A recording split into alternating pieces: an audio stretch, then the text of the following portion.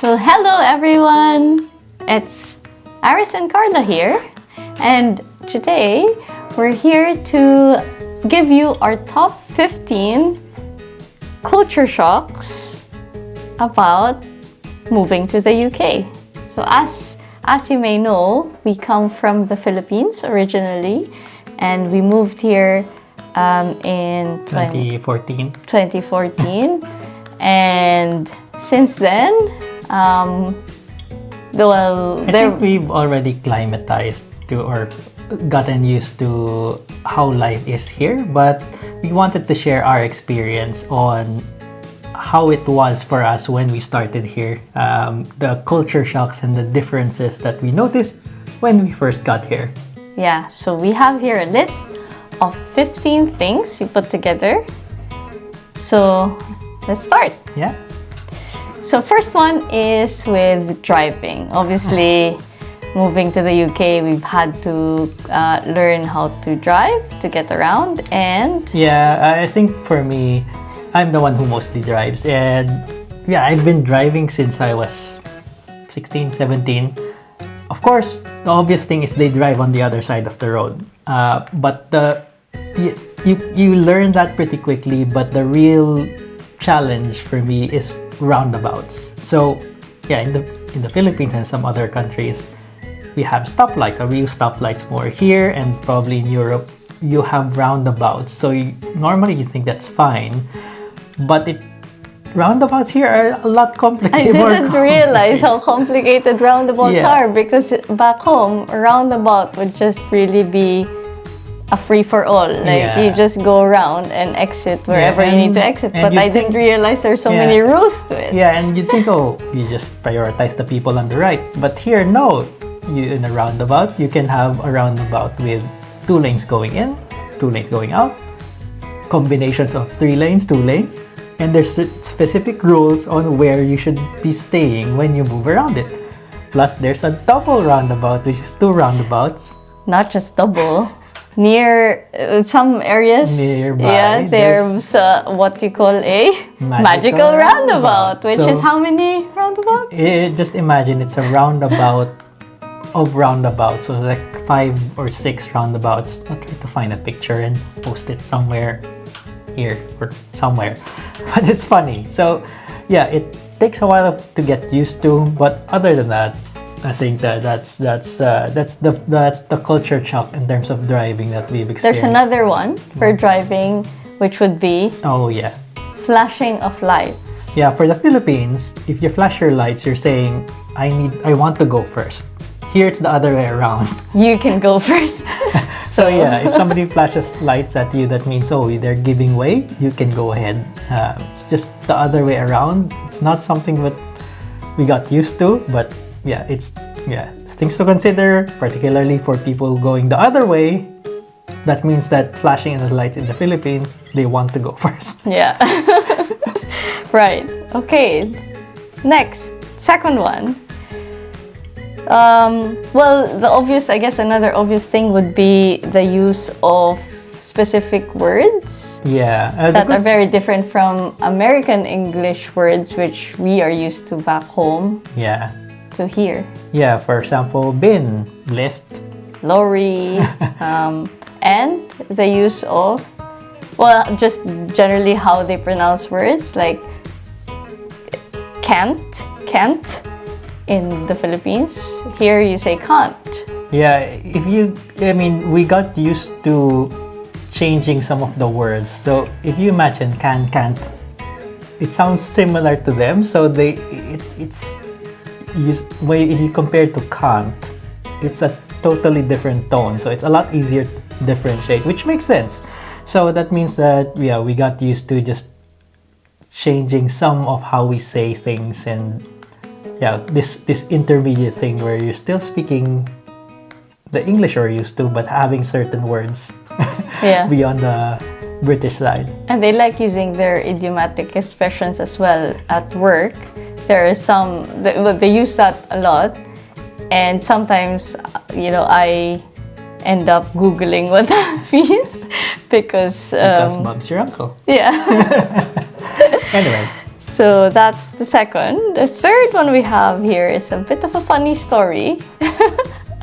So back home, we have convenience stores, and there are different levels of convenience stores. There's like, we have the 7-Eleven, which is usually the biggest, the big chains. But there are also like the small independent convenience stores where you can buy, just very by the piece of like just things that you might have forgotten to get from the grocery store, or you just need, and they're usually more expensive as well. But yeah, particularly if you just need something for a recipe, you can buy smaller chunks. Yeah, so just one piece, for example, of something that you would normally buy in bulk. So when we first got here, we stayed in a flat, and there was a small convenience store just next to it, within walking distance, and I just needed one egg for a recipe. And so I went to one of the convenience stores there, and I just got one egg from the carton, and I asked if I can buy that. And fortunately enough, fortunately the person manning the till was an Asian, and he just laughed at me and said, "Oh, we don't sell this per piece. I know in our countries," he said, "you can get this, but unfortunately here you can't." So that's kind of a little bit embarrassing, but funny story. It's funny. Yeah. Okay. Fourth one, drinks night. So they like having drinks here. When I started to work, I guess also, I'm not sure if in your company, but in ours, so Thursday nights are always usually drinks nights in the office. So you all go to a pub and then go for drinks. So when I first went to my first drinks event, I was kind of, oh yeah, great, drinks with company, like friends, and we can have a little bit to eat there because it's usually after work. And in the Philippines, you can't miss a meal. Like you have six meals. You have breakfast, lunch, dinner, and then in between those you have your snacks. So we'd usually leave around 5 in the office, and that will go up to 10 or 11 or 12 midnight, and there was no food. It was really just drinks. Funny enough, for our office, because I'm more in the IT field, there is an alcohol or drinks fridge in the office, which normally in the Philippines you won't have alcohol in the office. But anyway, I guess it's my company, but still it's more accepted here. Yeah. So drinks night, Thursday for work. Fridays, I guess, are reserved for your friends. And then weekends would be for family. So that's how it is here. Fifth one is lunch breaks.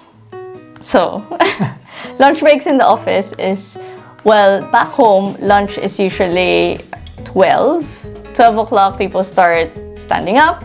They'll either have their packed lunch or they will go out to buy food, but bring them back in the office, which usually has a big pantry, with big tables and chairs, because people usually eat together and in big groups and kind of have a bit of a chat while eating. Here, people would go will go out and buy a sandwich and go back and eat at their desks, sometimes while working, or sometimes people just walk out and have a stroll.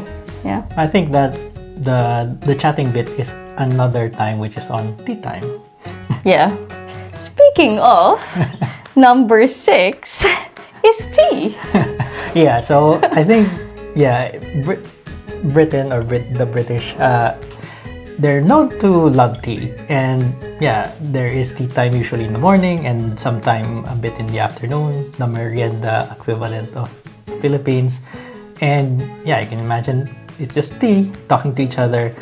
But you'd be surprised that I remember there's a time where they ran out of tea and it was really an emergency.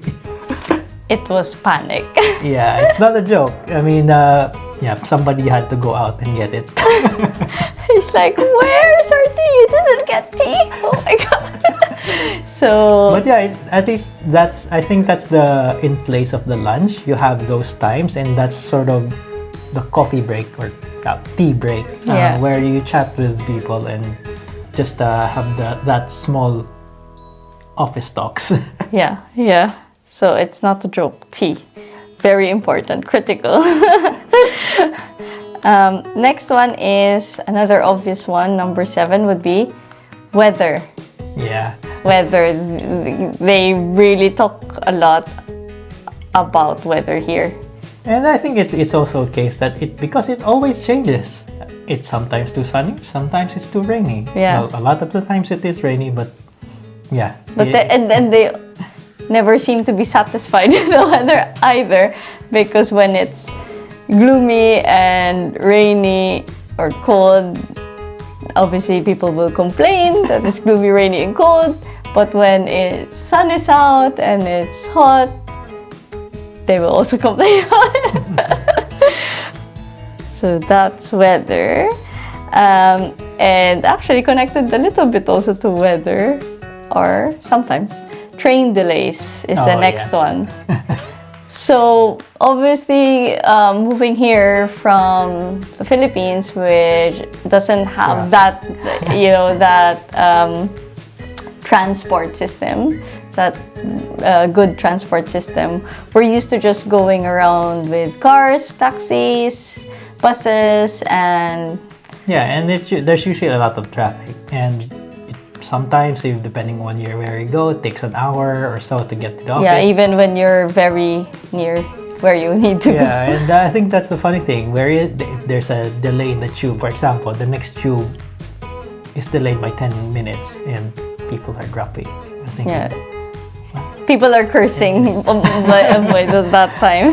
But yeah, I think it's also a case that while it's not as accurate as, for example, Japan, it's frequent. So when you're already used to a cycle and then all of a sudden there's a delay, it just pushes you off. So at a certain point, I got the idea, that's why people get frustrated. Not only that, because you usually have, let's say, your kids in childcare or in nurseries, and there's a specific time you need to pick up, or you get fined, or you get extra charge, etc. You really need to be there on time. So 10 minutes is a lot, and that might kind of delay your kind of next journey. Maybe if you have to catch a train, and that sort of thing. So I get it. But yeah, that was really kind of like, for us, I guess we've been trained to just be very okay with the long waits. Okay, so then the next one we have here is queuing. And how they're just very polite here, isn't it? I think there's general mannerisms that we noticed that are just customary here. Like, people queue.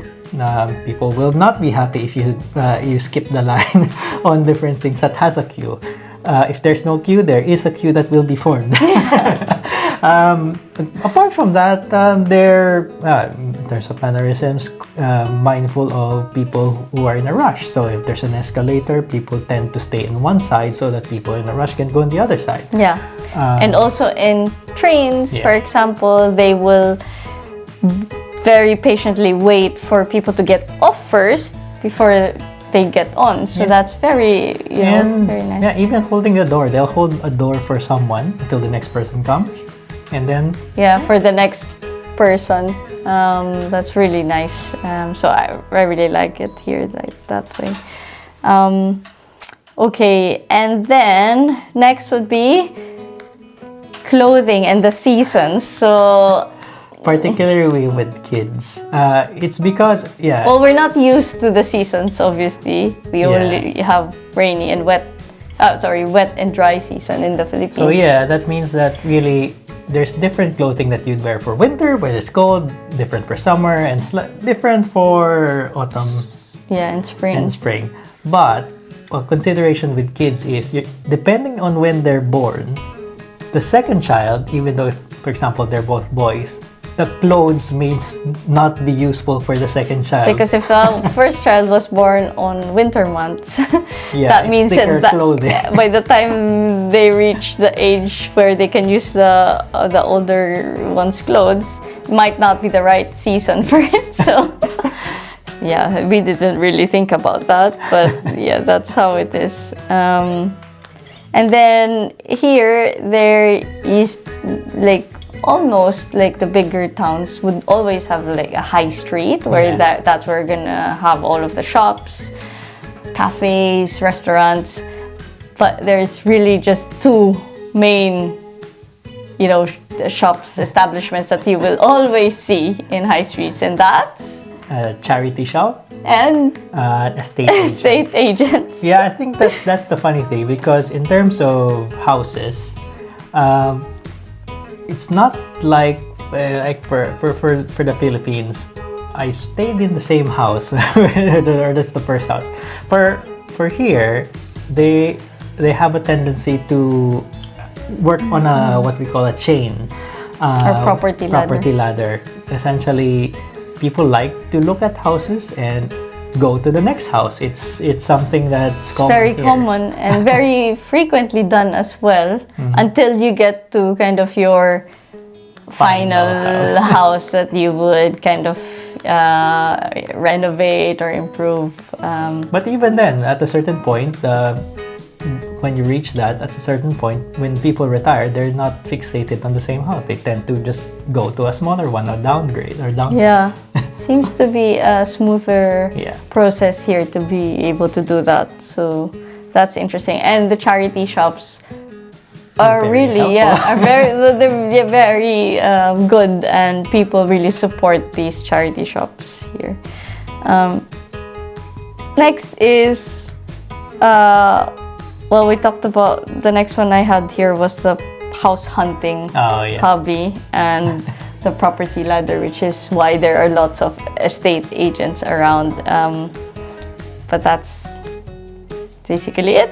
And then the number 13 we had was school and half term, and kind of just the general time here, because here kids go to school usually from 9 to 3.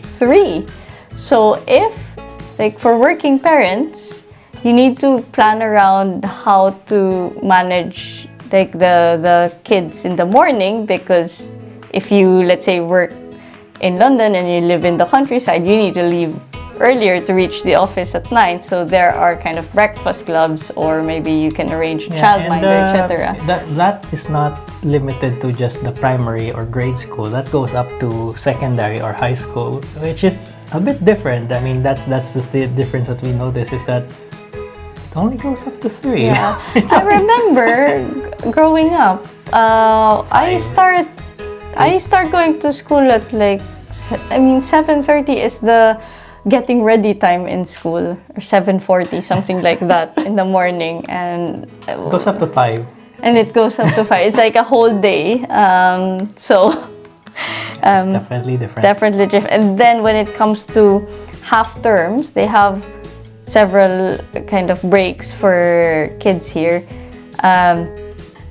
You can't actually pull out your child from an official school day unless you have a valid reason. Otherwise, you get fined for it. So families tend to do their trips during half term when kids are on break, and obviously the travel prices, flights, whatever booking, so will double or triple their rates during that time. So that's kind of another consideration that we wouldn't have considered back home. Next we have is this is another funny one. The south, east, south. Yeah, I mean, when we first moved here, in the Philippines, of course, we like the morning sun. And if you want the morning sun, you need to have an east-facing like window. So when we first moved here, we had a request. Oh, could you? We did a special request for the because it's a school flat, By and any you can lodge in a request for which building you want to stay in, and we had a special request to please put us in the east side. Thinking that that's where the sun will rise. Yeah, and then and obviously we were granted that request. Yeah, funny enough, of course, we later realized, oh, why is people are always looking for south-facing gardens? Oh, it's because the sun is always in the south. In the south, yeah. Rising southeast and the setting southwest because we are We are more north. north than the Philippines. So yeah, it's something that we've not really considered. Something also that we realized once we were house hunting. Yeah, house hunting. It's always south-facing garden. All of the ads would like advertise that, this is south-facing garden, blah blah blah. And it's like, oh yeah, we know about that now.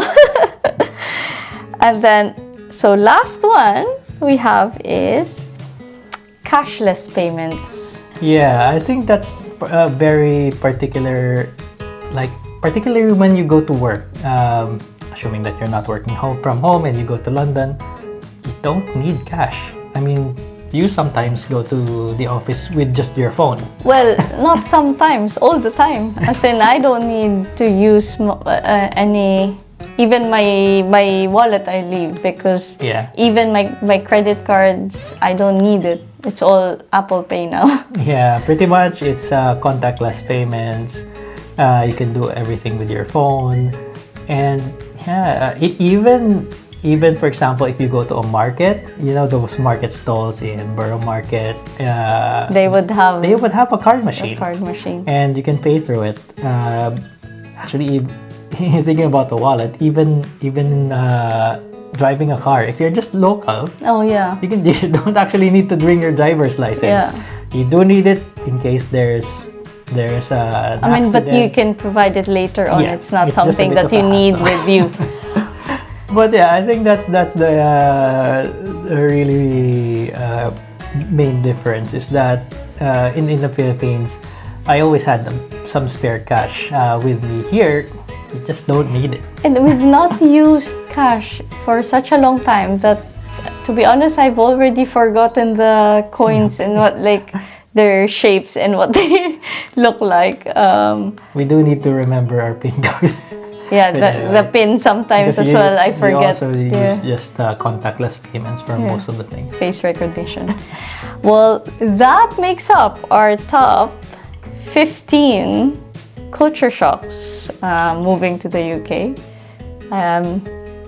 So hopefully this has been interesting and useful or funny for all of you out there. Let us know in the comments if there are other things that some of you new to the UK may be experiencing. We'd love to hear from you. But for us, those are the main things we remember. So hope you enjoyed and see you again next time. Soon. Bye! May pagano.